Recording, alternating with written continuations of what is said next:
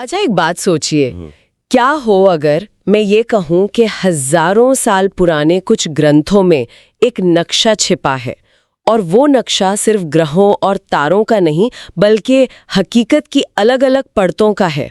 एक multi dimensional universe का जिक्र, जहां हमारी दुनिया बस एक मंजिल है, एक बहुत बड़ी, समझ लीजिए 14 मंजिला इमारत में। और ये सिर्फ कोई फिलोसॉफिकल बात ना हो, बल्कि एक पूरा सिस्टम हो जो बताता हो कि चेतना यानी कॉन्शियसनेस कैसे इन अलग अलग आयामों में सफर करती है। एक तरह का कॉस्मिक जीपीएस। आज हम इसी नक्शे के रहस्यों को खोलने की कोशिश करने वाले हैं। हमारी ये गहरी पड़ताल भगवद गीता और वैदिक ग्रंथों में बताए गए लोक के कॉन्सेप्ट पर आधारित है। हमारे पास जो स्रोत हैं वे इन पुरानी धारणाओं का विश्लेषण करते हैं और उनकी तुलना आज की साइंस की कुछ सबसे वाइल्ड थियरीज से करते हैं, जैसे स्ट्रिंग थियरी और मल्टीवर्स। हाँ, बिल्कुल बिल्कुल। इस चर्चा का मकसद यही है कि इस प्राचीन ब्रह्मांड विज्ञान की परतों को खोला जाए और ये देखा जाए कि ये विचार आज की वैज्ञानिक समझ से कहाँ मेल खाते हैं या कहाँ एक बिल्कुल ही अलग तस्वीर पेश करते हैं। और शुरू में ये साफ कर देना जरूरी है कि यहाँ लोक का मतलब सिर्फ कोई जगह नहीं, बल्कि ये अस्तित्व के अलग अलग आयाम हैं, अलग अलग डायमेंशंस। ठीक है, तो इस नक्शे की पहली पहेली से शुरू करते हैं। आखिर ये लोक हैं क्या? ये स्वर्ग या नरक जैसी सुनी सुनाई बातों से तो कहीं ज्यादा गहरा लगता है। ये उससे बहुत ज्यादा गहरा और व्यवस्थित है। स्रोत हमें सीधे गीता के श्लोक 8.16 पर ले जाते हैं, जहां कृष्ण कहते हैं, आ ब्रह्म भुवनाल लोका पुनरावर्तिनो अर्जुन। पुनरावर्तिनो अर्जुन। हाँ, इसका सीधा सा मतलब है, हे अर्जुन, सबसे ऊंचा लोक ब्रह्मलोक से लेकर नीचे के सभी लोक पुनरावर्ती हैं। एक मिनट, पुनरावर्ती मतलब रेपिटेटिव, जहां आना जाना लगा रहता है। तो इसका मतलब ये हुआ कि स्वर्ग जैसी जगह भी परमानेंट नहीं है, वो बस एक स्टॉप है, फाइनल डेस्टिनेशन नहीं। आपने बिल्कुल सही पकड़ा है। यही इस पूरे सिस्टम का सबसे जरूरी नियम है। कोई भी लोक, चाहे वो कितना भी ऊंचा या सुखद क्यों ना हो, स्थायी नहीं है। वे सब जन्म और मृत्यु के चक्र के अधीन है। ये एक स्तरित यानी लेयर्ड यूनिवर्स की तस्वीर है, जहां हर परत के अपने नियम हैं, लेकिन वे सब एक बड़े चक्र का हिस्सा हैं। तो ये एक मंजिल नहीं, बल्कि एक ब्रह्मांडीय सीढ़ी है जिसके कई पायदान हैं। ये बात ही अपने आप में बहुत बड़ी है। तो इस सीढ़ी में कितने पायदान हैं? स्रोतों में 14 मुख्य लोकों का जिक्र है। ये संख्या काफी हैरान करने वाली है। हाँ, और ये बहुत ही सिस्टमैटिक है। इन 14 लोकों को 2 हिस्सों में बांटा गया है, 7 ऊर्ध्वलोक यानी हायर डायमेंशंस और 7 अधोलोक यानी लोअर डायमेंशंस। अच्छा, तो पहले ऊपर की दुनियाओं की बात करते हैं। हमारी दुनिया पृथ्वी इस 14 मंजिला इमारत में कौन से फ्लोर पर है? हम भूलोक पर हैं, जो इस ऊपर जाती हुई सीढ़ी का पहला पायदान है। ये वो भौतिक 3D दुनिया है जिसे हम अपनी 5 इंद्रियों से महसूस करते हैं। इसके ठीक ऊपर है भूवरलोक, जिसे आप एक तरह का एस्ट्रल प्लेन या सूक्ष्म आयाम समझ सकती हैं। और फिर आता है स्वर्गलोक। अच्छा, स्वर्गलोक, जिसका जिक्र हम कहानियों में सुनते हैं, पर वो तो बस लेवल 3 है, फाइनल बॉस नहीं। इसके भी ऊपर लोक हैं? बिल्कुल। और जैसे जैसे हम ऊपर जाते हैं, अस्तित्व और भी सूक्ष्म और भी ऊर्जावान होता जाता है। स्वर्गलोक के ऊपर है महरलोक, जहां बहुत उन्नत आत्माओं का वास माना जाता है। उसके ऊपर जनलोक, फिर तपलोक, जहां महान तपस्वी रहते हैं। और अंत में सबसे ऊंचा है सत्यलोक, जिसे ब्रह्मलोक भी कहते हैं। ब्रह्मलोक? हाँ, ये वो आयाम है जहां समय लगभग रुक जाता है। ये शुद्ध चेतना और सृष्टि का स्रोत माना जाता है। ये तो चेतना के स्तरों जैसा लग रहा है। सबसे नीचे ठोस पत्थर, फिर पानी, फिर हवा और फिर सिर्फ ऊर्जा। हर लोक पिछले से ज्यादा सटल होता जा रहा है। पर उन 7 अधोलोकों का क्या वो नरक हैं? उन्हें नरक समझना एक आम गलती है। स्रोत उन्हें नरक की तरह नहीं, बल्कि बहुत घनी ऊर्जा वाले आयामों के रूप में बताते हैं। इनके नाम हैं अतल, वितल, सुतल, तलातल, महातल, रसातल और पाताल। कल्पना कीजिए कि हवा में चलने की बजाय आपको गाढ़े शहद से होकर चलना पड़ रहा है। बस वैसी ही घनी और भारी हकीकत। ये कम कंपन या डेंस एनर्जी वाले क्षेत्र हैं, जहां चेतना बहुत ज्यादा भौतिकता में फंसी होती है। ये शहद वाला उदाहरण कमाल का है। मुझे एक और एनालॉजी सूझ रही है। ये अलग अलग रेडियो स्टेशंस की तरह है। हम अभी एक खास फ्रीक्वेंसी, मान लीजिए 98.3 एफएम पे ट्यून्ड है, जो हमारा भूलोक है। लेकिन इसी कमरे में, इसी हवा में 101.1 एफएम, 95.0 एफएम और सैकड़ों एएम स्टेशंस भी बज रहे हैं। हमें वो सुनाई नहीं देते क्योंकि हमारा रेडियो उस फ्रीक्वेंसी पर सेट नहीं है। ये एकदम सटीक उपमा है। हर लोक एक अलग वाइब्रेशनल फ्रीक्वेंसी पर मौजूद है। वे सब यही हैं, इसी पल में एक दूसरे के ऊपर। लेकिन हमारी चेतना की ट्यूनिंग, हमारा रिसीवर, ये तय करता है कि हम किस लोक का अनुभव करते हैं। एक मिनट, जब आप ये अलग-अलग कंपन या फ्रीक्वेंसी की बात कर रहे हैं, तो मेरे दिमाग में तो सीधे आज की फिजिक्स आ रही है। स्ट्रिंग थ्योरी जैसी चीजें जो कहती हैं कि शायद 10 या 11 आयाम हो सकते हैं।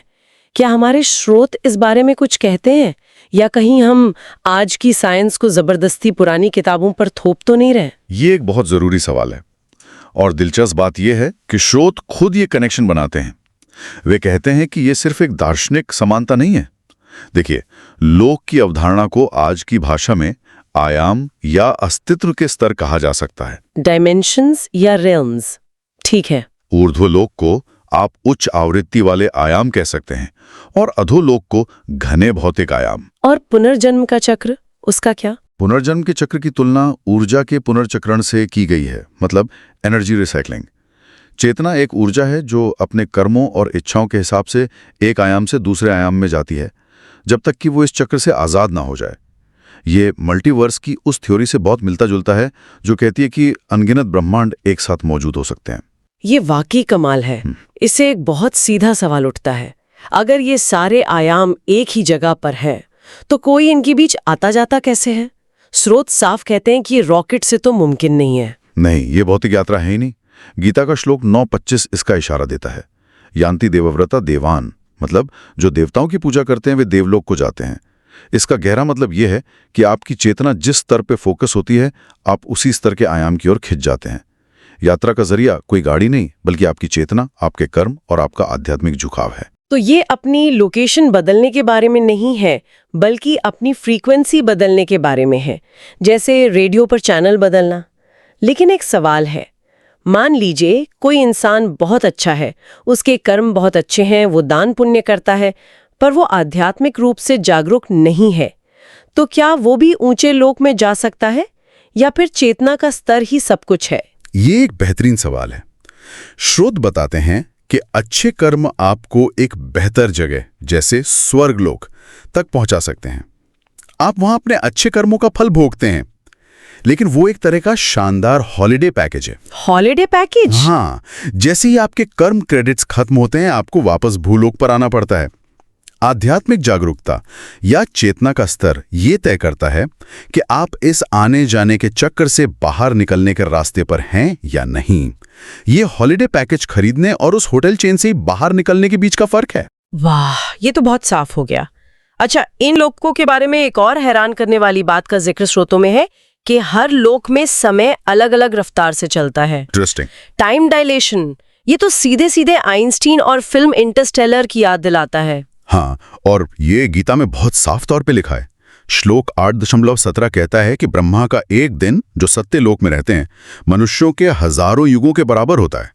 अगर इसे कैलकुलेट करें तो ये लगभग 4.32 अरब साल बनता है। 4.32 अरब साल? हाँ, और उनकी रात भी उतनी ही लंबी होती है। रुकिए, मतलब ब्रह्मा के लिए जो सिर्फ एक सुबह से शाम तक का वक्त है, उसमें हमारे पृथ्वी पर डायनासोर से लेकर इंसान तक की पूरी कहानी, और शायद उसके बाद का भी सब कुछ घट चुका होगा। मुझे इसे समझने के लिए 1 मिनट चाहिए। ये तो सोच से भी परे है। अगर हम इसे बड़ी तस्वीर से जोड़कर देखें तो ये बताता है कि समय कोई ऐसी चीज नहीं है जो सबके लिए एक समान हो। ये भी एक सापेक्ष, एक रिलेटिव चीज है जो आपके आयाम और आपकी चेतना की स्थिति पर निर्भर करती है। ये एक क्रांतिकारी विचार है, खासकर उस वक्त के लिए जब इसे लिखा गया था। ठीक है, चलिए सबको एक साथ जोड़ते हैं। हमारे पास 14 लोकों का एक सिस्टम है जहां समय अलग अलग गति से चलता है और यात्रा चेतना से होती है। तो इस सब का मकसद क्या है? क्या इस खेल का लक्ष्य बस मेहनत करके सबसे ऊंची मंजिल यानी ब्रह्मलोक तक पहुंचना है? क्या वही विनिंग कंडीशन है? यही वो सवाल है जहां गीता सबसे बड़ा प्लॉट ट्विस्ट लेकर आती है, और जवाब है नहीं, ब्रह्मलोक भी अंतिम मंजिल नहीं है। क्या मतलब इतनी मेहनत से सीढ़ी चढ़ने के बाद पता चले कि टॉप फ्लोर भी बस एक कमरा ही है, आजादी नहीं, तो फिर फायदा क्या हुआ? फायदा यह है कि आपको एक बहुत लंबा और शांतिपूर्ण जीवन मिलता है। लेकिन याद है पहला श्लोक, आ ब्रह्म भुवनाल लोका पुनरावर्तिनो। ब्रह्मलोक भी पुनरावर्ती है, वो भी जन्म मृत्यु के चक्र में बंधा है। वो इस ब्रह्मांडीय खेल का सबसे मुश्किल लेवल हो सकता है, लेकिन है वो भी खेल का हिस्सा ही। तो फिर असली लक्ष्य क्या है? अगर सबसे ऊंचा आयाम भी मंजिल नहीं है तो फिर क्या है? ये तो ऐसा है कि हम एक 14 मंजिला इमारत में फंसे हैं और हमें लग रहा है कि छत पर पहुंचना ही जीत है। और गीता कहती है कि असली जीत छत पर पहुंचना नहीं, बल्कि इमारत से बाहर निकल जाना है। असली लक्ष्य है मोक्ष। गीता के श्लोक 8.15 में कृष्ण कहते हैं कि जो मुझे प्राप्त कर लेते हैं वे महात्मा फिर कभी इस दुख और अस्थायीता से भरे संसार में वापस नहीं आते। मोक्ष का मतलब किसी बेहतर लोक में प्रमोशन पाना नहीं है। इसका मतलब है इस पूरे 14 लोकों के सिस्टम से, इस आने जाने के खेल से ही बाहर हो जाना, एक ऐसी अवस्था में पहुंच जाना जो जगह और समय से भी परे है। अरे वाह, मतलब लक्ष्य सीढ़ी चढ़ना नहीं बल्कि सीढ़ी से ही उतर जाना है। खेल को जीतना नहीं बल्कि खेल को ही पीछे छोड़ देना है। ये तो पूरे नजरिए को ही पलट देता है। बिल्कुल। मोक्ष सभी आयामों से परे परम स्वतंत्रता है। ये चेतना का उसके असली स्रोत में मिल जाना है, जहां न जन्म है, न मृत्यु और न ही समय का कोई बंधन। ये एक बहुत ही शक्तिशाली विचार है। चलिए आज की इस जबरदस्त चर्चा की मुख्य बातों को संक्षेप में दोहराते हैं। पहला, भगवद गीता एक बहुआयामी ब्रह्मांड की तस्वीर पेश करती है जिसे लोक कहा गया है, जो कि 14 स्तरों वाली एक व्यवस्था है। दूसरा, ये लोक सिर्फ जगह नहीं बल्कि अस्तित्व और चेतना के अलग अलग कंपन या फ्रीक्वेंसी हैं।